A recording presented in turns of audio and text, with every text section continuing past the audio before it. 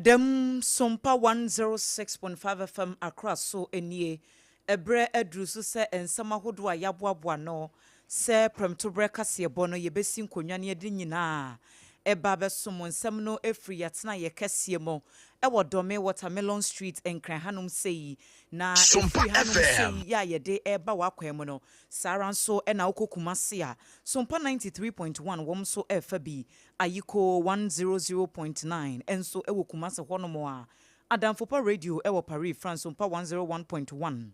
eno no ewo takwa ukọ takra den so a wom abiemu ewo SOMPA 103.3 so Techiman ene mpotemu womo fabi ewa 106.1 SOMPA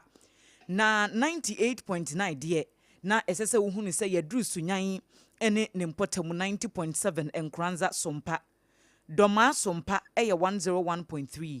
ena doma 100.7 FM ye no so ewo doma honomo a womo fabi atoa pete yemra mfimfim mantem ene mpotemu eye Kingdom 106.1 FM mankesim Udi koda no so awie wobati yenka ewo ho wodi okọ ho no mo a wo scan ya search for SOMPA FM wobehunu ye wo ho Facebook no braso bi awie yi eye SOMPA 106.5 FM eye SOMPA FM live www.sompaonline.com eho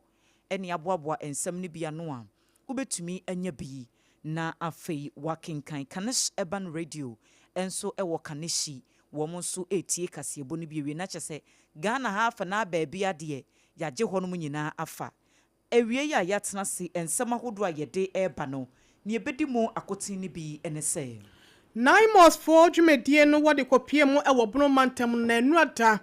enipa binum ekosane tuo egu wonom so ama baako bi epraye emu nsem ene baabi akodo no nyina no mpanyimfo de ho amanebo aba Ghana mampani ekwa kopie mu ewo Switzerland wonum kura frene Damos mu wonum kire mu se dwumadie bi amansanka bomuko wonum nyina ekono enu nti no woko mu nsem na mawie abusua a womo de hye ene Gilda Norty womo ekire mu ese kane NPP parliamentary candidate a wokole klote woni na busua sesi a womo patentre ne ede ama womo de hye no December bosomi a etwa mu no yebo mamane afiri hɔ aba nei ese emaba wa mienu ya chese wonum enini mpo ka ho akwada wanya mfinhye dumienu ababa na wo posoposo no polisifo esom ne fufro enam kwan mu a yede mu ensem no ebedan wo Ghana National Petroleum Corporation openikase akade no na woye CEO eda no Dr. Keke Sapon wodi nsem bia pie monten di ensem a ye kase Ghana aban etu na monsronko a womo ne mpenimfo eda gini man na no edi nkomo sede be ya omayi mampania no wodi kan wonya ne baabi kro Dr. Kwame Nkrumah bia ya no wote no wombetimi asiesie ho na aye ensrahwe bia soronko Kane penyipa ya no eye abedi ekire ewaso ye omohwe sikasem so mame ABENA ASARE ede ato Ghana fo nyina nim se yesusu mposoposo ono ankasa ne panyina na odi nanim no esanse obeye adwumaso ede bo man ni sikasem Wafra mantamu empenifo wanom asha Ghana Water Company Limited adwumadie no so wo ho no wamu kire mu sase de ekpeve wamu treatment plant ekwenti eho behia siesie nti wanu betum kakra na Ghana Publishing Company penyinipa wode adwumakuo no ano wabekyerekye nsem bi se former managing director ekotena afidie bi so ekeka nsem bi fa company no ho wose enye saa netie enese ukopie mu ewo Prestia Hospital mortuary ho a wɔkyerɛsɛ akronfo remfo aboasi hɔ ama enam saa yosonte no ebre wose nka wodi ebie saa adwumadie na no enya ade a wotumi ayo ne saa Kumasi kropon panifo wanom ahye dwumadie biase na wo mu kire mu se upie mu awasanta se ahodwo kwa atempo ne so a bibi esi hɔ enti wo mu so de ne ba bi gu akwan mu abusua ensem ne dɔso enne KMA adwumakuo no wo mu edi dwumadie sonko bi a ene afo kwanta arehosem ebesi honom ma eja bi etoye no wo makọ akoye adehye no mo aye wi a yebekọ amano ne na ho nsem so nyina no yede ato akase ebo no so ede amamo awie yi hye ne nso efama yese endpoint homeopathy clinic Dr. Duboatin ene na pamfo wo madaroma ene yede nsem no bremo time eba mixture ye 3D eduro tetahwe wo musukura yemu kasa natural mineral water abujunsuo ya sabre ye wie mu nyina aye dry yi eno ena yede dehydrate ama bibia timi akonkan onga eye mama nsa no boafo awie yi makase no ayede o kitchen ho nso be ye da na eye onga mama nsa no boafo eno no yenom a ye be kenkan ede amawo midin ede ADWOA ASARE mene Oheneyere mame ekua yeboa esiama bronya enafe ABENA ADEPA Kofi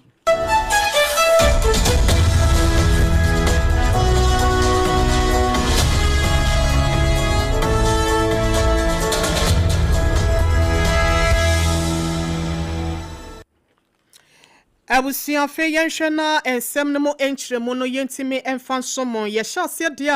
na ye hyase de afri eye National Anti-Illegal Mining Operation Secretariat ya yetwanitia efre ne Naimos no wa kache wonjumedie no wa kyerese ye digya wane ye dia soaw wo meyi mu sebe ya kwaye brento wo sebe ye nananom ebo ho ban ede wo moja ne wo mfifire ede to ho ema ye beto ye ya enne ye ba ye se ye de yenkyirima ne ye nwuru wo ho nte no ye de efumogudi etuo ya emfa mra kwan so ese ye nkwaye brento ye se ye nsu wansuwa ena afempo no obo ade ene pa ya wode adom ye asase kwan so no ye funtum ni nyina ese no no wonom ekyerese wonhwe emasa ne mani nyina entonkoso nte ne ye kasai no wonom agi watomo ya kyese soye ya wonom ehwe ensase enimu adodode so no ena wonom epa wonom na aka ho bi ama wode aprobo ahyehye so o mema fa na nyina da wano ene bromantem no kopie mu ewo ho no ne nyina ne se galamse setuo ena na wakwakotuo na womon ka bi nhye mu woduru eyesubin krom ene kyerebe kwatempo aye no ewo doma central kroponima wo bromantem no won be ho ane se mrante kwa bi ya wo tetetete nkwanchen ewo enwura mu asane tuo ede egu Naimos fo yi so enam so ama Naimos nipa ba kokrampo no etuo ni bi eka ne siremu ya wo kyerese wo dimrikan tentede ni ewura mu ewo eye hospital kokwaje ayasa ewo St Matthew Catholic Hospital na wonum so eba sa no mususu tutu atuo ni bi edegu samrante kwa na wo nam enwura mu ho akyese wo tetetete wo mu edoto atuo gu wo mu so no ema ba konso so wo kyerese etuo ni bi kan no wode ni wura mu ayasa bia ko no koye fofia ntoata ena adware abamonto no so ato anananom ewo nse do enam sa yo so momo de krata tentente ababonten ede mu enkyiremu abasade asie no na wonum empene se omo hwe akom ho ema won timpo adwuma ne de wogiremu aya wo yo yenkwa homa no so na ye ne kasamafo ede ma so ye omo hwe yensase ene mu adodode so ye Radela edem edwetwe enkomo ye Rawadaroma woti yanka awie Sompa 106.5 FM akra so ni yada wase amoa ha ye Radela mpacho woti yanka mpacho metimonka yada wase amoa kwa abawo eda wase bre afisha paso afen kwametu ye mfie so afise se ne nyina da so te ase na ye kwaye nim e wa brabom mayemi sawei asemu enroda mokrata ya mode ababontin se si ye wo eye tremesu ene subin kromu kwantempon so odoma central kroponi mu ni asem no sen ena musite no na sen ena akwakosie Wadaroma dunya ba me da se bre eye nyanti ese emrantie bi wo kuro no mu a wo mo tititi moto so eye suman ni talisman ni nyoma bobo wo mo ho a wo mo si bi o makwa di eduro enti o mo krom ho nya galamse ni no mo ye obi ntumi nko na no report ene e de be Naimos enti Naimos yo ma gen set sadi na e be so mo krom ho na ye duru krom ho no a ye wura kro kitenkete ni mu a ye akwa esi emrantie na o mo ye galamse kwan no ho Sompa na emrantie no bi etu edugu soja fo no so na wo mo bi etu no soja fo no so eyi ano anase e responde ye na etu no wo mo to ye no ba ko kan soja ni ba ko nan eye ne time na soja fo no so bi etu no gu wo mo so a wo mo so me di eduro no etu no kan ba ko pe na ba ko ndeti no to fo mo asebe ye fa wo mo mienu nyina de wo ko police station a eye kalamse ni no a otutu aboso de ni no ono de wakọ ne krechi so de ni no de nyame adom owo hospital a doctor for say ne ho ya ye san yare enti el Naimos duma wo mo ye say yesi mrantie kwan say wo ba ye imu ye illegal mine no eno akwan ene ye kwan ya e de mrantie no bi otugu ye so a ye so ye na mrantie ya bo otugu no so bi yi ono na so wo ko hwe abranti oda ho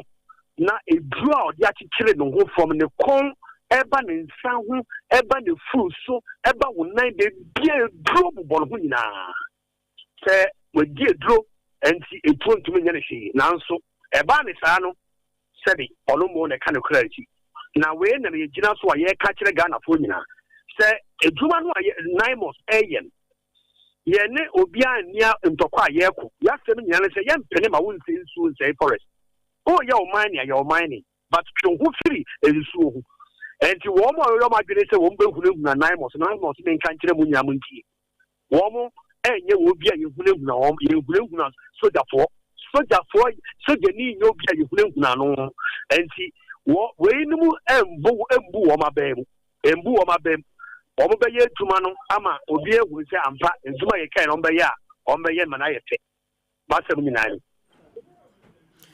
Yera daladam mame fa we say enya wo kwan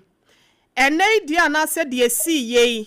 na akwaye se physically wo mu etimi ehia mo ede be nie ma na mo pese mo de gu akwan mu se be ya 9 months wo mu dwumedie ya enai enipa no binu mu a won mu empega na ye enti no won pese galamse na mo fa so de se o man no won mu ntimi fa wo mu enie ma bi ni won hyehyeye ya wa plan no ensi 9 months for kwan te se de ye hu na ndura dan esan se nyanyame na fafi a wanhwe ya nanka enam so ni akohwere obi a wo som wo man no wo kwan pa so no na nipa bone ni bi nti wakwa akohwere ne nkwa mini aba me da si de bre said edru die na sepata se 9 months bi a wo mo pa wo de ko akun bi ano ye de ma wo mo se eboa wo mo se akuna wo mo ko yen tina ho ma fufu ndane ye kwaye dia see making sure say all the equipment and apparatus wo mu hia e de ko akuna e so mo de ko o man panye di kan aka se wo ye Ghana ni na se wo so beto eboa bo soje ni na police ni a yen so so enti de me ke se enra se ba ye se di pa 30 40 and the two kan wo mu a enka wo mu nyina ewu enti ye sre se Ghana po se de ye kan nyina ne se womo twi omo fi soja po a ye to omo buo no so na ye so to se aban so ye se fata bi se de ma soja po mo de omo akọ e de ma mo de omo de akọ mako wadaro mama ye fa won si ase ne na wase no bre no nchechire mu me da ti de bre Ewusiafo ni aye ne kasa ye wudu wani kyerɛ mu aso ye omo hwɛ nsase eni mu adodode so awo no enani amansa din kita ho ede ma wonum ye radela edem eni ne din Ebusia yato ensam no eso ewo ensam foforo mu krata ye da manimi efri aban atenaye opani anensa ehyase eyopani ono akasa edema Ghana mampani Owura Felix Kwachi Ofosu oyemrahye bedwani ewo Abra Asebu kwa mankese eno san kasa de ma aban no na krata yi aba wachire mu se Ghana mampani ni His Excellency Yewura John Dramani Mahama dwumadie kase a ebekwaso Nyankopon ya adomo a edachina eko ewa Switzerland wan mu kuro eno no ede Davos mu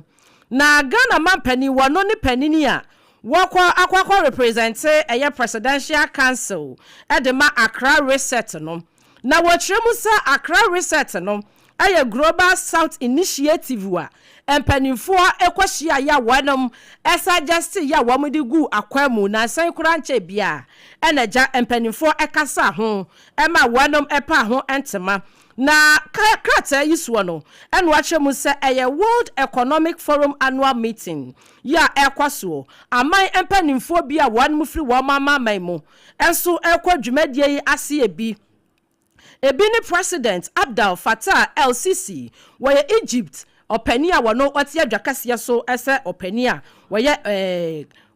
Egypt mampani afei President William Samuel Ruto wono so eye Kenya omoso epeni no President Felix Tshisekedi Democratic of Republic of Congo wamonso emampani eno Vice President Kashim Shettima wono na ekwakwa represent Nigeria afem Prime Minister ya wono so wakwakwa ginemu ewo eye New Guinea afem eye James Marape na wonum kiremu se empanimfo yi ene empanimfo a womo aye aman panimfo sese ya womo da so tie adwa so wani mu nyina ekobi na former empanimfo a womo so aye aman panimfo atwamu ya womo so ekobie womo so din ene didi so yi President Olusegun Obasanjo wani mu kiremu se okodwumadie yi ebi retired honorable Ellen Clark wano so ekodwumadie yi asibi President Amana Gurib Fakim wano so ekodwumadie na asibi ana afei President Ellen Johnson Serif wano so ekodwumadie na asibi na dwumadie na asia no titiri pa wani mu gina so Circle of Accra Reset na sedie wano mu kiremu se ehwe nipa sa ewase Accra so etimi reset ye na Ghana man panini His Excellency Yewura John Dramani Mahama ebran panimfo ekohia ye ya wa mu pretu mu ewa abra 2025 UN General Assembly awanum kwa yase no ene initiatives bia empanimfo kwaji tu mu ewa UN 2025 UN General Assembly no ase no na wanum sa kwahia ye ewa G20 Leaders Summit ewa Johannesburg eno so wamukofo aso no ni nyina mu na wamukọ akokosi ni koso ewa World Economic Forum annual meeting yase nyankopọ ya adom eda chena na ehase ewa Switzerland wanum kura no ede Davos mu na krata yi ensemu ba wiye no na mpanimfo akire mu se ekwan ya wanum befa so ama sabio ama mai bi a wanum collapse na chese man na kasa no opa ne ho a wasebere na no eman no ho nioma so wa kwankoro ni nyina ka ho bi na wanum kwahyiahia no wo ma dwendwene ho dia wase wanum ye ama mama bi a wo mo entimi enkura won nioma enkwa wo mo akwan na da bia wo ma dependent wo ma parasite wo mo da bia wo mo num obi so no wanum so atimi abọ wo ho so na yetumi apagya wonum krata yi ensemu ebewe ye no pani se enkankan ebibre mu hanum esei no sadia mai bi ebrenti ene wo mo ede dwumadie ehyehyehye so na wo matie ni nyina de wase ya reset ya sade Accra de kan wa Accra reset panifo ekwei ene amama bi a wase wo no reset no wo matimi reset ni ye nti yakopon ya adom a efri echina ekọ Ghana man pani wo no ene ja wo no kiremu se wo ye first eye Davos convening ye no eye Accra reset no enti yakopon ya adom echina na de besi dwumadie na si bia no sompa yemfa ensom yemfa nkame yetiefo kratei said mdi kakan no Ora Felix kwachiofosu wodo na nensa ehase yeto ansam no so ewa mane foforo mabusua wo mode hye ene Gilda Norte wono ne kunu na ye kane NPP amanyukuo no panyina wokogire mu senko monto ne so aba ewo koleklote abaton peso so onunyamfo Valentino ni Norte na abusua wo mode hye ene ne ho kani no ese wo mu hia tentrene ede ama wo mu nua ba ne wo mu baba no sanse wono ankasa ne kunu wone no etie United States man no emu okuna kwotwese kan ewo ne so de awo wono a enye nyame ene fa akira ankasa abre no anka waye gone too soon na Gilda Norte enchiremu na abusuafo ede aba ene se sede wokunu ne oyere asetena etie wo fie no wo munya menteme ho ase bi kakra na wo kiremu se ababa wa ne ka kire ni kunu se sa abra bono no obekoso ne natena United States man mu hode a ene aware no enya de se wo betimi akoso atena se enti wo se wo bon ntirani se wo beja awade honorable ti asem ya nya ne de en wo se ene za wo beja awade de ida se mi mekumi ho ana se mekun ana ye mienu ye bewu na ye nyina yakwa kwoto awade no so ewo asamado ho asa aguraguro no honorable atwese kan cho na yiri eboso enti wose de ade ne sifa ko ye no kura no na ababa wa na epa ne chewsa wo de wonfa ne nkwa ya asabia because moja na etu no no na ano odin wonfa ne nkwa ya asabia no wono oba no enya de obebie na no akada se ni kunu e na ye ne bibie etisa wo so wono abo amfi enti enye wo bi na fa akire ebehunu de ekoso wo fi ono obo ano ma ababa wa ne nsa kan car keys no no ankasa driving ne ho ekwa ya asabia anka bi ode oha pa ene beba na owura David Japanin wo ye wo fa edema ababa we ya ye kan ne ho asem wo kire mu kakra. According to my niece, Nino said, if you attempt divorcing, then it's either I kill you or I kill myself. So I think in the course of the confrontation, Nino went down the kitchen and she said, realizing that she's angry, she went to the room and locked the door. But she came back, broke the door with a knife and started stabbing her. So I think that's what happened. So she stabbed 3 times, but she, in the the pain pleaded with him to take her to the hospital, which she agreed on the condition that she will not mention the name that is the one who caused the stabbing. So she agreed, and that's the only way he allowed her, okay, dress up and let me take her to the hospital. Fortunately, she had a car key with her. The car key was still in her pocket. So she rushed to the car, locked the car, and followed her with a knife, according to my niece. But she managed to drive in that pain and with the blood coming out straight to the hospital where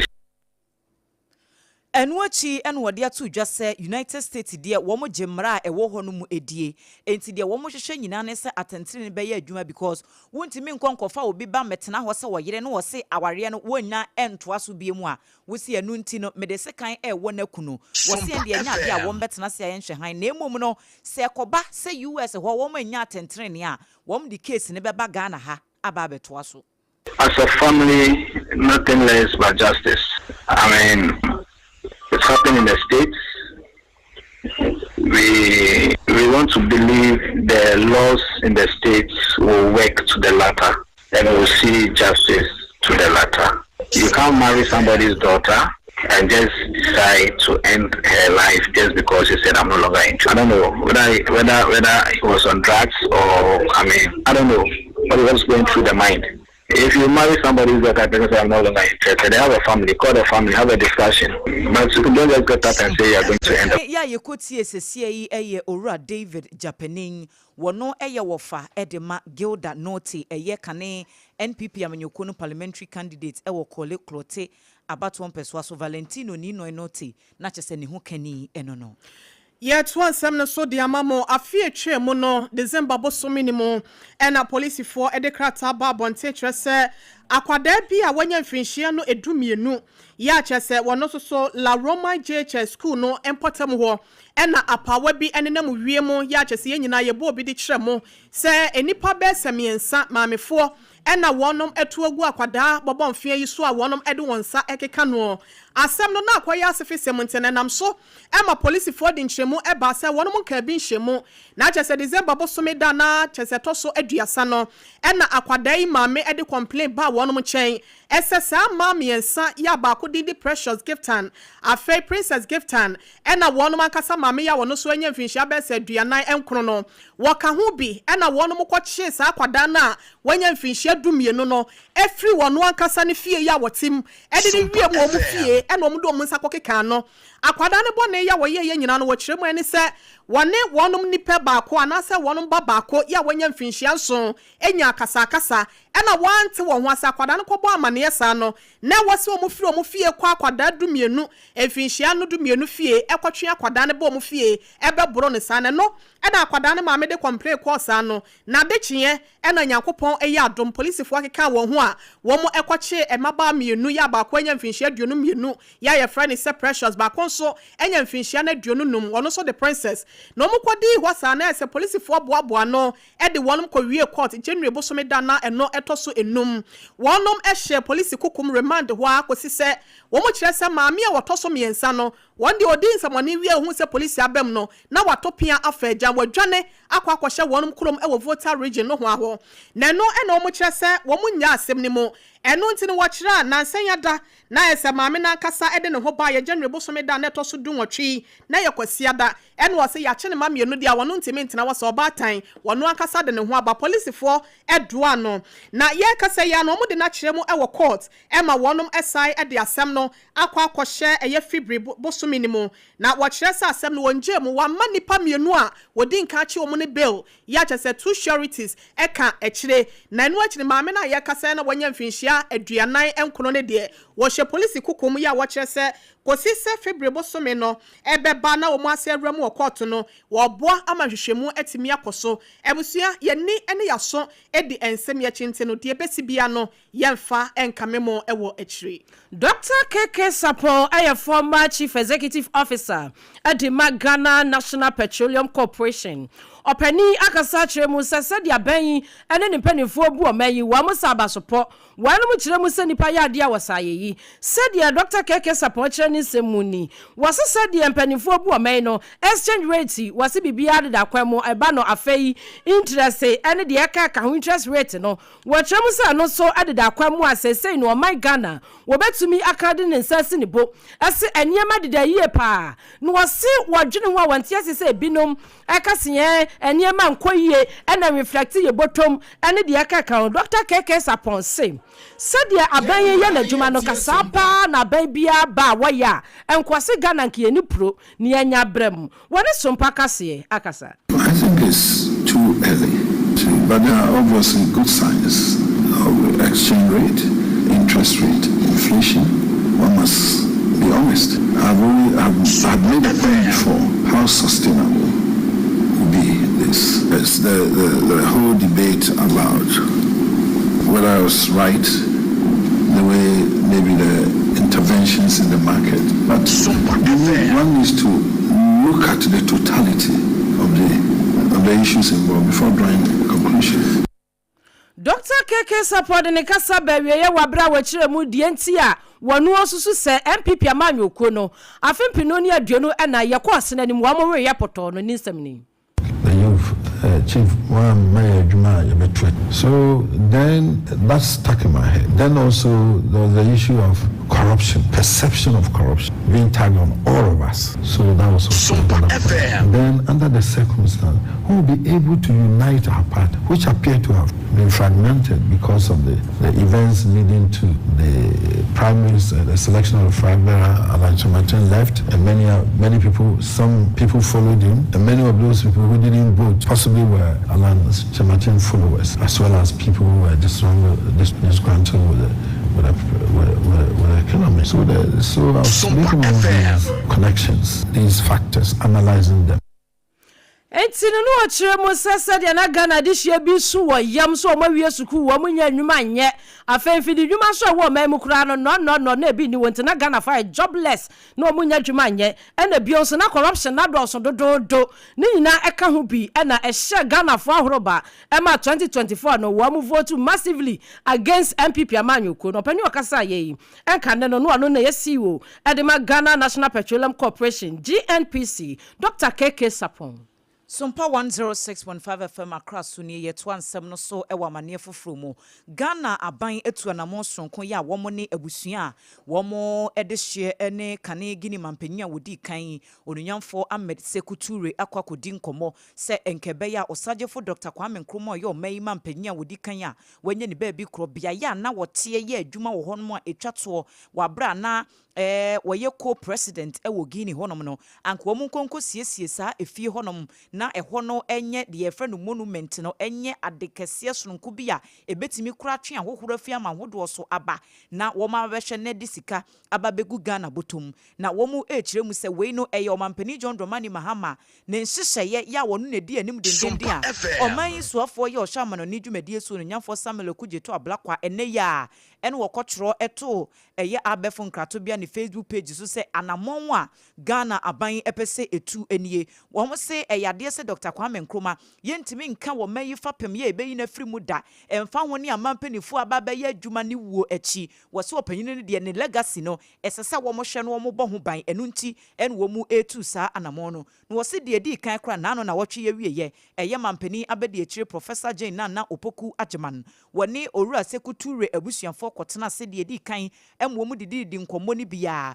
na atimi aboa na sa na mo ya wo mu etu eyade se giri mampani mama di damboya wono kura wogina mu dindindi a enya asem kuma enti wo mo se wei na wo mo pese wo mo ye na ebre kwa anim no nkomodie bi ebefiri mu aba na mo bi aban ni betu no wombeko soa abogana fo anohoba update bi ebeba se de be ya wombehu se wei no sabe enye ano keke en wo mo de kan emom no wombehye na wo mo ayehu adwuma afei yeremu ewo mrashebedwem na wodwani kiremu ewo etiwa east abato mpesua so ye no wapoye mantemu a maami ya wogiremu se mrashebedwani eye maame abena osei asare ono kro yanso eye kane mansoofo abede echa no ohwe yesi kasem so na nansen ya da wo hwe se sania ensemesi buboba na enu adampo ni US embassy anase US for atra kese ye no ewo my Ghana mo asenom enipa no bi no wo mosi wo mo esore akọ ade age Ghana kuo no ya chese wonom so kote wo ho egu ye o se 14 days enya ade a wo home na stop wonom be hwe no wo mo abodeda ekopem se kane photo samfo yewra ken no foriata obefiri mu ewo America aba no wo kire se papa wo be ye bi boayo asem na aba enu ti Ghana fo yenhwe ye na yenya abotre ne yemfa kwanpa so se be ya yenkwankwaya sankotro eto da bia nipa ho wonfonso nipa ho wasem enti anase yewra ken ne ho aba asem a yenkai da bibra wokon ye age Ghana fo 2017 ye sika sem atoto apeno woso no enegina munte no yenhwe ensem no bra na wode etudwa no sane wosi eka ne fire. From the inception 2017 prior to 2020, the numbers were good. Your growth was a minimum of about 7%. Inflation now your single digits. Now your currency no compared to other foreign currencies no. Now yes, it means stable. There was certainty in the business environment until COVID by Nioma Anko Senior Second. So far, from Maya Bermu to prior to COVID, I think we did a very good job. He did a very good job as a finance minister. And it's not just a situation with Ghana. It was the world over. We are seeing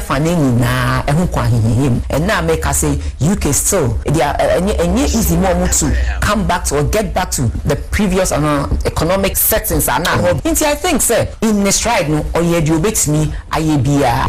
era and another danko kufado Phil says so so the area Dr. Amin by on so be ye ne de e ma ne to aso no ne ndc for abegina so e di Enipa ya dia wosaye se wanyina ya mense ne din wanya bibia ma wase a esa ne ho enkobo no kro no we eye ensemo abrahye badwane ya wogyinam watiwa east abato mpesua so ya kane no na waya mansofo be de akire ya wohwe fotosam aso ye na so mame abena osai asare na no disem ene twagoye Abusia shano so se wutie pram to breka se wa sompa wa hani sia chipo num kasa fidie so yedam live e wo Facebook ne so ye to ansam no eso na fra mantamu e ho ane ye de ko water is life nti ye ko kopie mu e wo Ghana Water Company Limited empanifo a wanom e wo fra mantamu hope wa mu na de krata aba monten wa mu kire mu se adehye a wanom e wo peve afe peki ani ho ankasa no sebi bia ya wanom edi wamu treatment plant no esie no wamu enya fort kakra ewo raw material transmission line no ho enti ne sa raw material transmission line no ho aka kakra enti na ho behia se empanimfo ebetu nsuo nim no ma yensiesie yie se de adehye a wamu wakpeve afe ho peki ene empatamu a ebemben won benya clean water etumi de adi wonjuma enti de wamu asie ni wamu se nyankopon ya adum a Thursday na chesa yawada eda china ya wanum etum kakra anopa no num 5 am kan na wamatunso anim na wanum ahye nsiesi ase na mom ebrekwa wanum ba wie de wamu se gise nyankopon kwa na betumi a kire sanse eye raw water treatment raw water transmission line no ana ho attachment ya no dwuma ana wanum ebedi na wamu kire mu sei wamu wie ya wamu babie ama adehye anyansuo na nso no efiti sabre ya ekwakosi ahomachi na onum mo amu afa ho nyina no mo betumi abubu nsuo mo amu gallons mo amu adumala kwa mo amu wo bokiti ene pan ahodo mo mu bubi enfansi wo sede be ya yatum ni ye yensiesi na wo ho enkyere wo wanu mu kire mu se adehye enfanche wonom o how bia ababia no ana ebebabia no mo fanche esansa mo amu ye munti ana wonom de sa yensiesi adwuman ehye so Opanyini pa ya wada Ghana Publishing Company ano eye Owura Nana Kwesi Buate na wode ato dwa se enye no kreda nsɛm aka managing director David Asante ekeka se aban ya wote so mprempren je ne onyam a enye wo mode ya se MPP aban no wo mo ne toto niema ewo publishing company ho aman ne o ma ba betena so ka se na niema ekoye ni ade na eba ne se na nsɛm ntem no mampani John Dramani Mahama se wo hwentoto ya hodo ye ekoso ewo publishing company ho no mo a eyade se wo mo ye adwuma ye pa nti wo bo wo ma ba so na wo mo te sa ba so bode ne pe na aka managing director David Asante so hwɛ wono efra afimpinu ne edunso 2017 besi 2024 no wono na na managing director ewo ho adwuma wo mabɔ ewo ho no na nya asem ketwa na ase oha kakra bi MPP aban no ekɔ musika sem ne ade no nti no ase omanfo a ewo manmu ato adwuma sonsonko a MPP fo no bɛyɛ wo mato no nyina atwene ene ye bɔ na nado danko akufo ado din kura no a omanfo bi wo ho ma wo mo mpɛse wo mbɛte wo masom kura wo se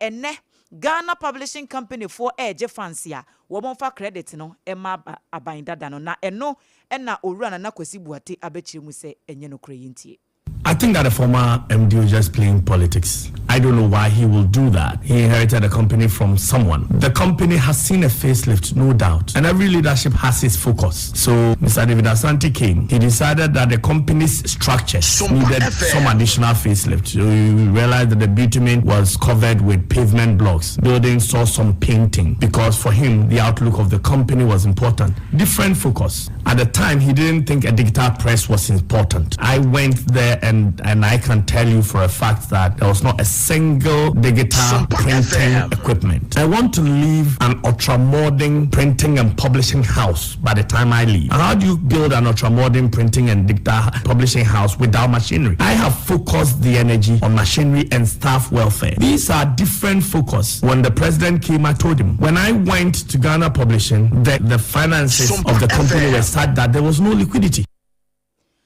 Ene ya yekoti SCA Chief Executive Officer Emma Ghana Publishing Company Owura Nana Kwesi Boate. Yentu for so ko de bresemo ya woto ne nsemo jabumfu ya ninchiremo ewo atoye mantemo na ebusia eho na eye pristia eno so ehye se ekuro na adehye wo sebe ya won kwa ho sa ho nsem apomde ho nsem ebesi PS tent no wonom esia ya sabia kese ya pristia hospital no edidwuma edebo amanfo mpomde ho nsem na wonom so esibia ye bi ya eba bebo sebe ya so obi to ne benkum so anase wo bi efrimu a obetimi akokora no se mortuary no na wɔkyerɛ sɛ bense mfinhye num nie ɛna wɔwie bibia de mfidi ahodo ne fridges ahodo esiesie mu ya na ɛwɔ sɛ empanyimfo hwɛ na wɔtwa homam emadwumadie no etimi ɛhyase na so no wɔn kyerɛ sɛ empa no wobɛhu na akronfo refo abɔ awura hɔ na enema wɔ ya no wɔn atabiri yɛde bi besi hɔ a ade nkye na foforo ɛna akɔso nya de korɔ na no ma safa ne ma foforo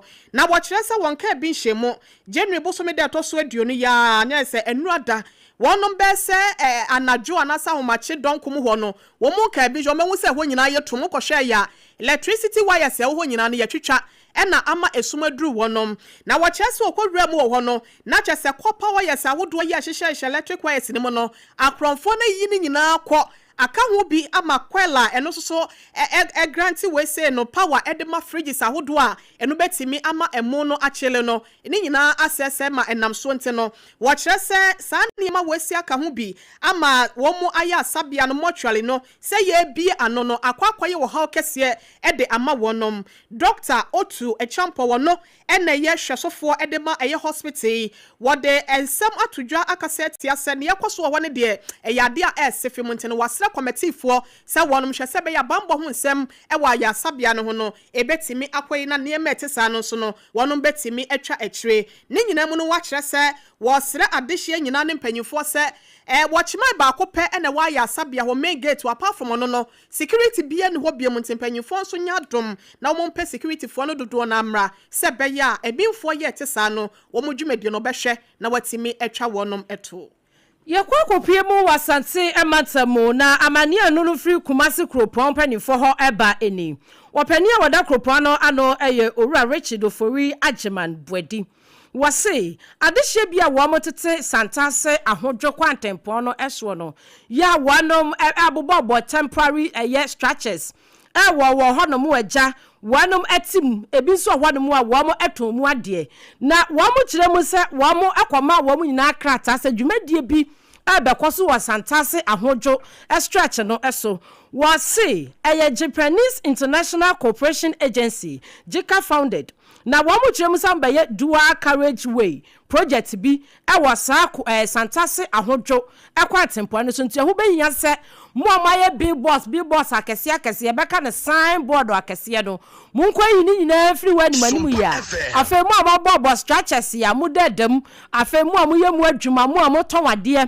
ewo empotam honom no eno so munko yi na owura Richard se wo mu de cracks akọ rounds koma obia ese by nyankopon ya dum a ene da ya me no kasa ye wukuada 21st January obia chichirikete de go ahobabo de camps obia emfiri ho na se mo emfiri ho na efiti nyankopon ya dum e da chena wo exercise no eviction exercise no e hyase a 22nd wanam ade hyase a na kire se emo obia mebremu assembly no esansa de wanam e hyase de krata ekoye enu a wanam hyebi enaso wanam ayebi wo muguso na orageman sei se mukọ na se wo mukoye bibi na bibi sia emo obia enkasa. Saying that we're going to start forced removal of billboards and containers and all those ones. And then when we are done with the billboards and the containers, they will deal with those who are selling cars. We do not have any compensation agreement with anybody whatsoever. Those at that far stretch, they have seen that the construction has begun and they are moving them. We have asked them to come for us to look for alternative places for them. If you don't come and they go to sabotage us, some have come. We have relocated them. Sit at your car garage and expect that I will come and kneel and beg you to move from the place. When the construction gets to your destination, you move whether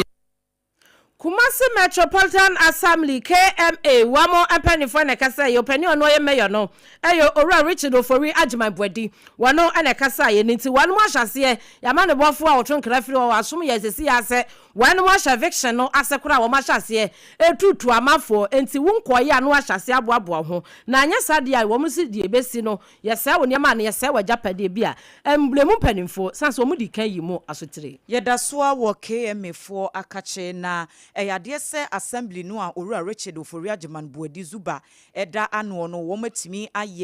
ayesronko akopɛ mattresses ahodo ene emo anwa enuane ne nema bi ahuhia ede akwakoma adehye bi a wo adan ne wo mpatadan ehye ewo afonkwanta eye enano memreda na wo manfo no wo mbebro ahasa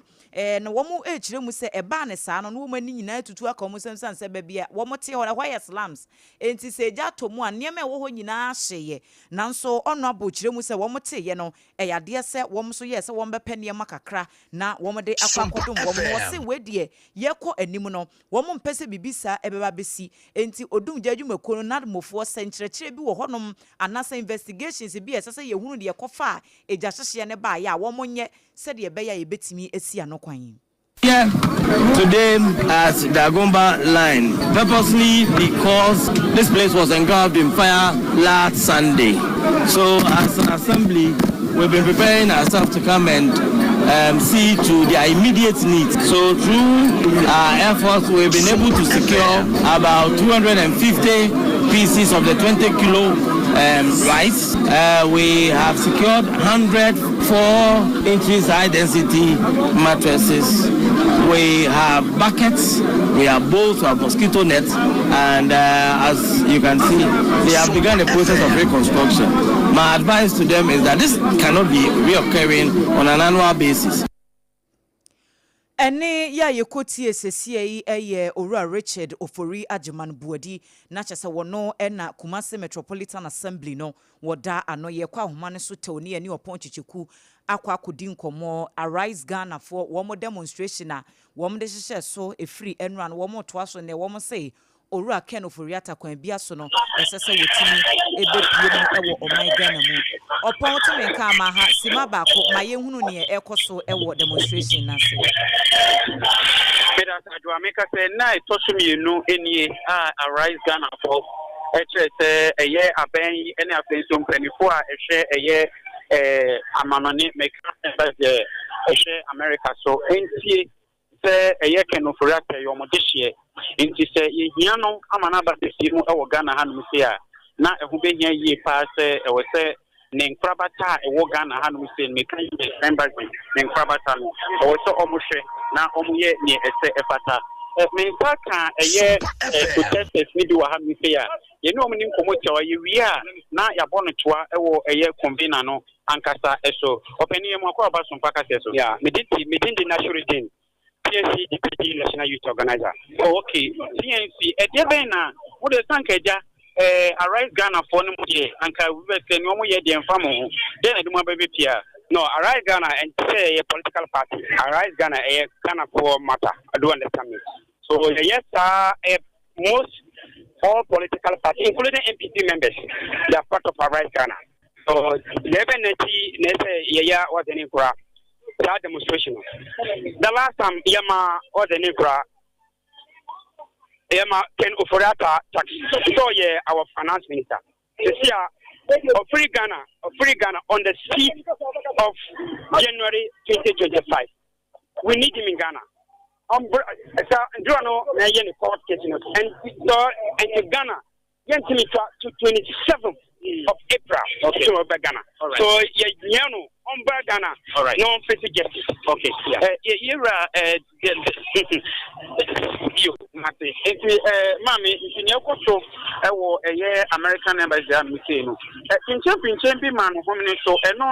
now you are supposed to follow any protesters in Chama, Serbia, and Nam Sukura. Eden Topa Eba. It's a protesters nature said, Biayo Muchina, Omoya picketing, a woman in American embassy, and Kato Mutuadimo, American embassy. No, there was some for American embassy, Yard, one Mankasa, Mammy, 20 members, one. The opposite, a whole and a protesters meeting, and some of us also, Laura Quine, normal Pimu, a year entry entrance, or a one opposite for no, as you won't find no so about the pinch, make us say. A cooling penny for any one more, almost said you made the money I put for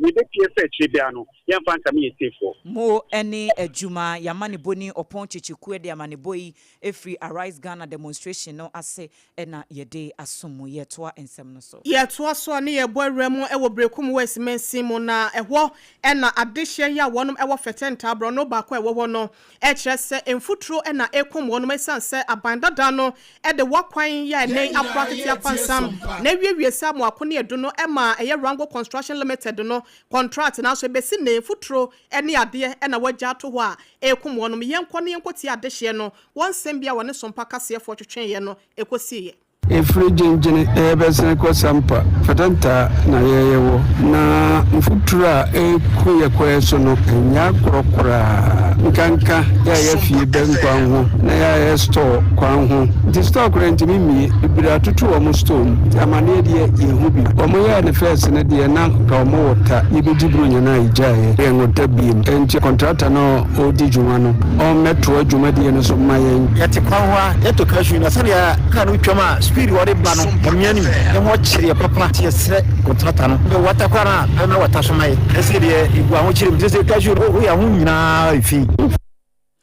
Enwachi eye assembly member ya wono so ewo fetenta onmonyafo Efa Emmanuel enso e de ensem we say eto aban e na afenso wom no hyebedwane enim ema ebi eto contractor no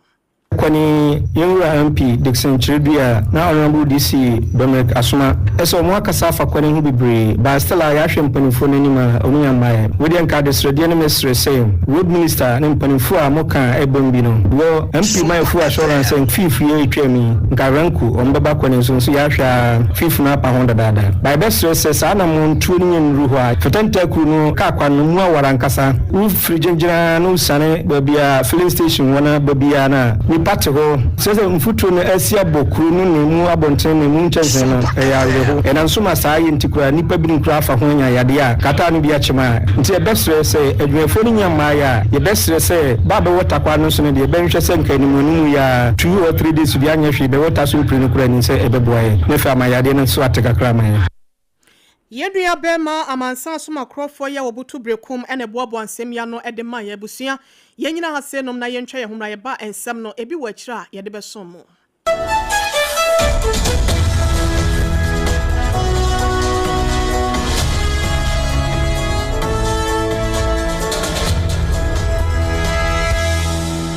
to me chenya oba eni peche mo ana dio bedachi nanso ubetumi abwana manenya pomodin free ne mofrase Janvita ye de milk papa bi ni nutrivi aye ye nkwada ediane a eye de na ahodi a ewo mu no bo mofra pomodin anyo impeni for swini chopa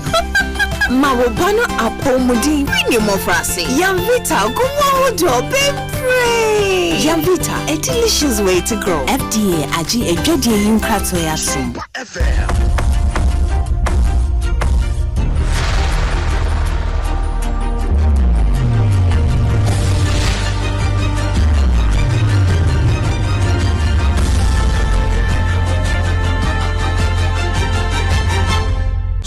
TV Emma Aketiapa. Emma Aketiapa ampa ebusuya yekowie kase no ewo amanone na ye kase 2026 World Economic Forum ya abadi kan ebo so ewo Switzerland mino emu no eyade se ekoso na US Treasury Secretary ye ka sa dibre no dia oyade a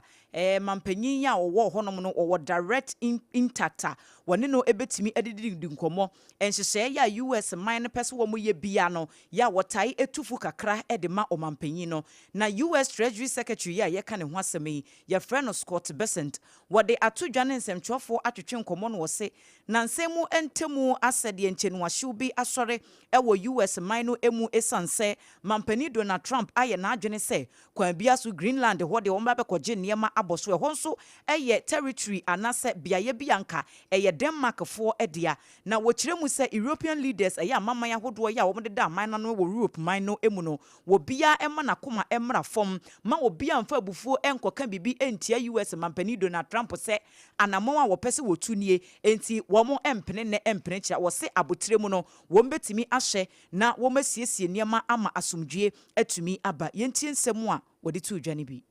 I think that we are asking our allies to understand that Greenland needs to be part of the United States. And just a little history lesson, the United States bought the U.S. Virgin Islands from Denmark during World War I. And I will remind everyone that Denmark remained neutral during World War I. They actually sold quite a bit to the Germans. But the Danish understood then the importance of the U.S. Virgin Islands. They were worried about the German ramifications if the war spread to the Caribbean, and the U.S. needed the U.S. Virgin Islands. They wanted a calm Caribbean after purchasing the Panama Canal from the French. SOMPA FM. Ene ya yekotie sesie yi US Treasury Secretary Ora Scott Bessent na yeka say US mampani Donald Trump wakwakodu Switzerland mino emu asumdwie mu ne nyina no World Economic Forum ya eba ababekoso no na womu echiremu eseniema bi kura na nke ye twintwen wo makwan mu nanso abrewe ipuma kwan mu amopanyina koduru dwumadie no ase na enne womu so hwe nim sese meeting no eshase a enya denya diplomatic intervention bi bekoso sede be ya Jinaye ya Donald Trump esi ede afa Greenland fo no wo so ebetimi atie mu bie na kasa kyere bi wo honom ne nkomodie bi kura no a wo matimi adididi nkomonti saa na wotwe wei ena no aka wo na wotwe ni mu no de saa enkomo no ena ebekoso wo meeting no sene afoforo pi ya enam so a wo mo ede saa program no ahyehye so eno so ena ye gina awie yi ensema hodo a ye boaboa no se premto brekase bo ede besom wo SOMPA 106.5 FM Accra na ekofa ye branches ahodo ya ahyeta wo Ghana half na baabia eye SOMPA Kumase SOMPA Takwata kra de techiman sunyan enkuranza doma na Kingdom Forso FB ewo mfimfim mantem 106.1 no yede ni nyina esi ede amamo yemfa na ase no Emma Endpoint Homeopathy Clinic wo mo na de ayaresa papa aba enti Dr. Dubuatin ese wo enkranya hwehwe na kira kwan ewo shell signboard ewo spinters kwan no so eho na obehunu no kro no mabo ehia nso ewo Kumase number obefre no no eye 0244867068 0244867068 na waje so time heba mesha eye a 3D eduro tatahwe pebina nom na moamu apomde ho nsam no entimi nkonkan bodum ato na ontimi nidi de bia wo de obeda so de enye wuti a eye wabasa ni nyina no nya time heba mesha ni bia ebebo apa ba bia tonto nro bia obenya bi ato na mom wafa afuru anasa wo ma akwada nufu ahunu doctor ansa na wanom bi 0244 417-669 0244-417-669 ensuo papa ya yagia tumu FDA fo atintim so eye kasa natural mineral water party ben na ekoso wedding yeyo program ben na ohia nsuo de asave wo hoho offices ahodo ya mohia dispenser gallons kasa mineral water ewo ho de mamo taifa enkran back hospital echi ho no 0206 469430 0206 469430 onga eye mama nsa no boafo aduane beye de jollof ne be koye nkatenkwan no ebe koye dia na eye onga spices enam ben na wustimi ni nyina wo benya de ya sheda aye for se ya ponche wo benya bi eye akokwa wo benya bi na ntwie saa bibia onga ameki ni nyina available ewo edwamanso ko ne kope bito mo amototo chinchinga ni nyina mo nso mo de ewo ho dwumakoi aderoma ena ewie yi ye de kasebo no ebaaye midin ede ADWOA ASARE mene Oheneyere mame ekuya yeboa esia mabronya enafe ABENA ADEPA kofi ebusua yedase ema momoniti ya sode so ama mobro wasem eyo bi asem atraus